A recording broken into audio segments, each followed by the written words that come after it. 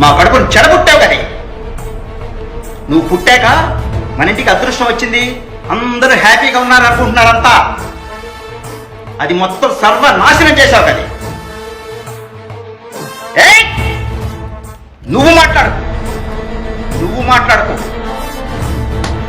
అసలు నిన్ననే ముందు ఇంట్లో ఇంత జరుగుతుంటే నువ్వేం చేస్తున్నట్టు? ఆడపిల్లలు పెంచే పద్ధతి ఇదేనా? అది ఎవరితోనో బరి తెగించి కడుపు తెచ్చుకునేదాకా వచ్చిందంటే నువ్వేం పీకుతున్నట్టు?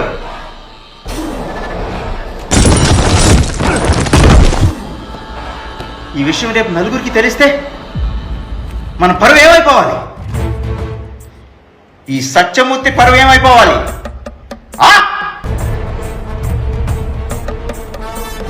నీకేం తక్కువ చేశానే? నీకేం తక్కువ చేశాను?